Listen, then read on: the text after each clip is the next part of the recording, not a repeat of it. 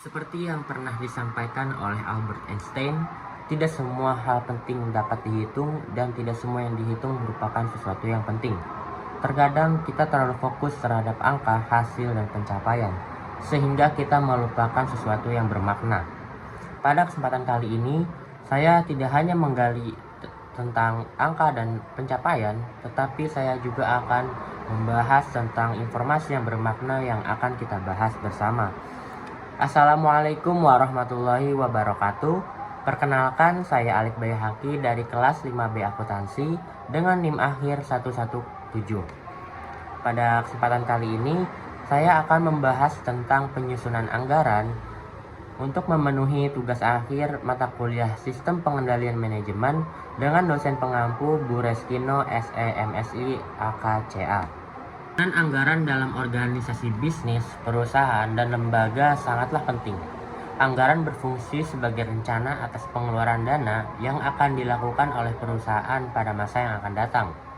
Dalam sistem pengendalian manajemen, anggaran perlu direncanakan dengan baik supaya sarana pengendalian kinerja organisasi berada di kondisi yang efektif dan efisien. Pada proses penyusunan anggaran, melibatkan aktivitas departemen untuk dilakukan perhitungan. Kompleksitas yang meningkat pada sistem operasi yang dijalani oleh perusahaan mengakibatkan proses anggaran menjadi semakin penting. Dengan begitu, perlu dimaksimalkan koordinasi antar departemen untuk mencapai tujuan utama perusahaan. Selain itu, proses penyusunan anggaran membutuhkan partisipasi aktif dari berbagai pihak, termasuk manajemen senior dan karyawan operasional, serta pemahaman yang mendalam tentang hubungan antar jenis anggaran. Aspek keperilakuan dalam penganggaran seperti motivasi, partisipasi, dan evaluasi kinerja juga menjadi faktor penting yang mempengaruhi keberhasilan implementasi anggaran. Sebelum saya membahas lebih lanjut terkait penyusunan anggaran, apa sih anggaran itu?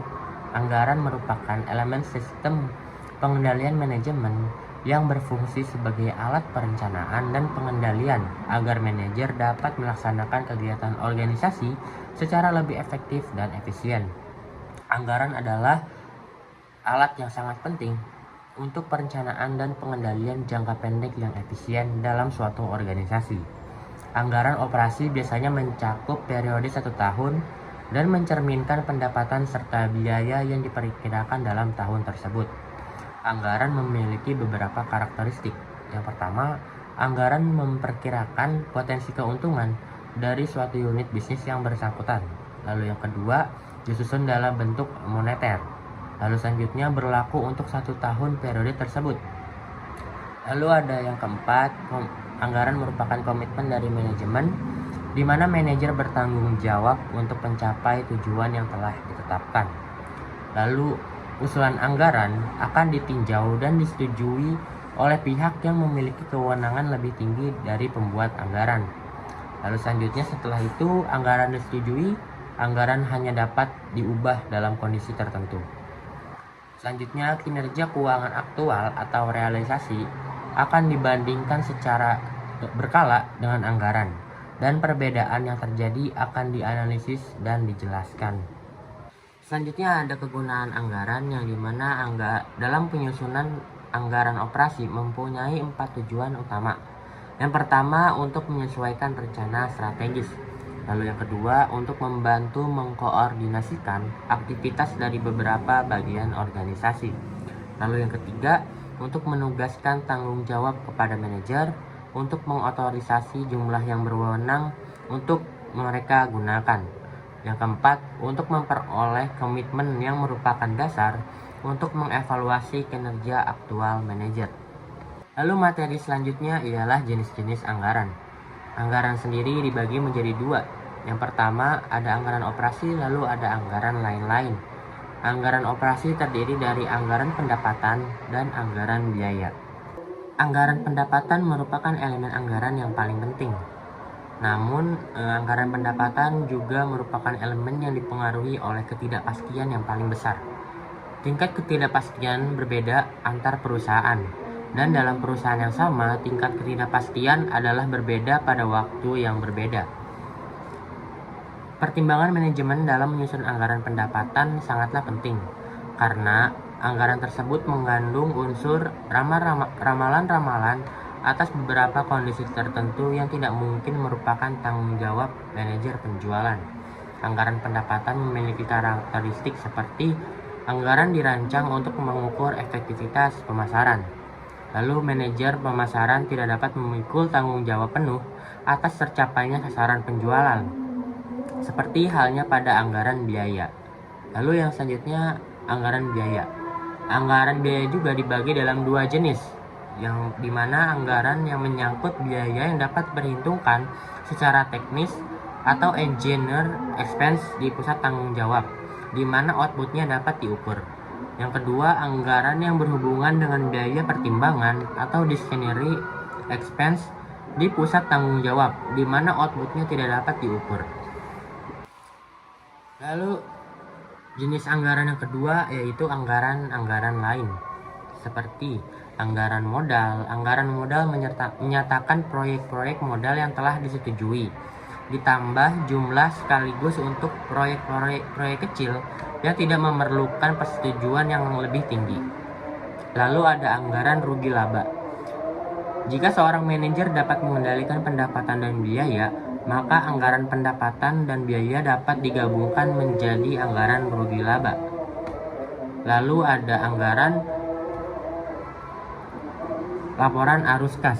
Anggaran laporan arus kas menunjukkan berapa banyak uang yang dibutuhkan selama tahun tersebut yang akan dipasok oleh laba ditahan dan berapa banyak jika ada yang harus diperoleh dari pinjaman atau dari sumber-sumber luar lainnya.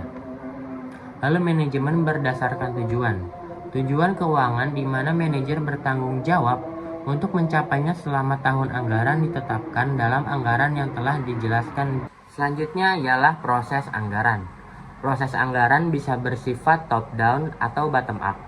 Dengan penganggaran top down, manajemen senior menetapkan anggaran untuk level yang lebih rendah. Dengan penganggaran bottom up, manajer level yang lebih rendah berpartisipasi dalam menetapkan jumlah anggaran. Lalu yang pertama ada proses penganggaran dari atas ke bawah atau disebut top down budgeting. Nah, proses ini dapat dilakukan sedemikian rupa sehingga manajemen puncak terlebih dahulu menyusun anggaran atau setidaknya memutuskan angka-angka terpenting dalam anggaran. Anggaran kemudian dipecah ke tingkat yang lebih rinci oleh fungsi pengendalian atau anggaran dan dikirim ke manajer yang bertanggung jawab atas berbagai item dalam anggaran.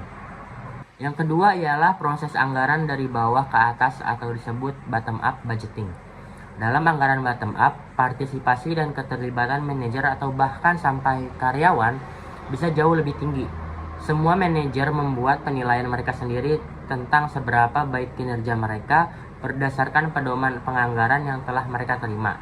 Lalu mereka kemudian mengirimkan angka anggaran mereka ke departemen pengendali yang menggabungkannya menjadi anggaran lengkap, yang kemudian dikirim ke manajemen puncak. Lalu yang ketiga ialah proses penganggaran budget berulang atau iteratif budgeting. Nah, karena keterbatasan kedua pendekatan yang sebelumnya sudah disampaikan, metode ini dapat digunakan dalam kasus FAP Motors, sering digunakan dalam praktik. Nah, pendekatan ini disebut penganggaran berulang. Pendekatan ini dimulai persis seperti penganggaran bottom up, tetapi kemudian diulang satu kali atau lebih hingga manajemen puncak merasa puas dengan angka anggaran yang dikonsolidasikan. Nah, biasanya beberapa atau semua manajer pusat pertanggungjawaban harus merevisi angka mereka ke beberapa arah untuk mencapai tujuan mereka. Lalu untuk materi selanjutnya ialah prosedur penyusunan anggaran. Yang pertama ada departemen anggaran, yang dimana arus informasi dalam sistem pengendalian anggaran biasanya diadministrasikan oleh departemen anggaran. Bagian ini umumnya melapor atau berada di bawah controller perusahaan. Lalu ada komite anggaran. Nah, komite anggaran ini terdiri dari anggota-anggota manajemen senior seperti CEO, COO, CFO. Nah, di beberapa perusahaan CEO membuat keputusan tanpa komite. Nah, komite anggaran melaksanakan suatu peranan yang penting. Komite meninjau dan menyetujui atau menyesuaikan masing-masing anggaran. Lalu ada penerbitan pedoman. Nah, jika suatu perusahaan memiliki proses perencanaan yang strategis, tahun pertama dari rencana strategis tersebut adalah permulaan dari proses penyusunan anggaran. Jika perusahaan tidak memiliki rencana strategis, maka perlu dipikirkan masa depannya dengan cara yang sudah dijelaskan sebelumnya untuk sebagai dasar penyusunan anggaran. Lalu ada usulan awal anggaran.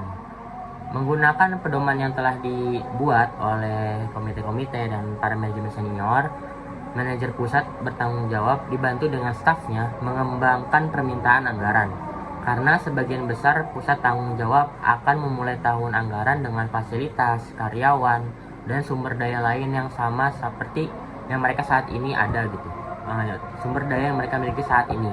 Maka anggaran ini didasarkan pada tingkatan yang ada, kemudian dimodifikasi sesuai dengan pedoman. Lalu ada negosiasi. Membuat anggaran mendiskusikan usulan anggaran dengan atasannya. Ini merupakan inti dari proses dalam penyusunan anggaran. Atasan cenderung untuk menilai validitas dari tiap-tiap penyesuaian. Nah, biasanya pertimbangan yang mempengaruhi ialah bahwa kinerja di tahun anggaran sebaiknya merupakan perbaikan dari kinerja tahun berjalan. Lalu ada tinjauan dan persetujuan. Nah, usulan anggaran yang telah diajukan melalui beberapa tingkatan yang berjenjang dalam suatu perusahaan atau organisasi. Nah, ketika usulan tersebut mencapai puncak dari unit bisnis, analisis mengumpulkan potongan-potongan tersebut bersama lalu memeriksa totalnya. Nah, sebagian analisis yang telah dipelajari dipelajarilah konsistensinya. Apakah anggaran produksi konsisten dengan rencana volume penjualan? Apakah pusat layanan dan dukungan merencanakan pelayanan yang diminta dari mereka?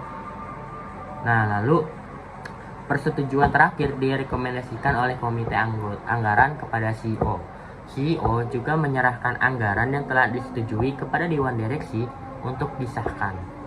Lalu revisi anggaran. Nah, salah satu pertimbangan pokok dalam administrasi anggaran adalah prosedur merevisi anggaran setelah anggaran tersebut disahkan. Jika revisi anggaran dapat dilakukan oleh penyusun anggaran, maka tidak akan ada masalah dalam penilaian dan pengesahan anggaran. Nah, di lain pihak, jika asumsi-asumsi anggaran menjadi tidak benar, maka laporan anggaran menjadi tidak artinya, sehingga diperlukanlah revisi anggaran. Seperti itu.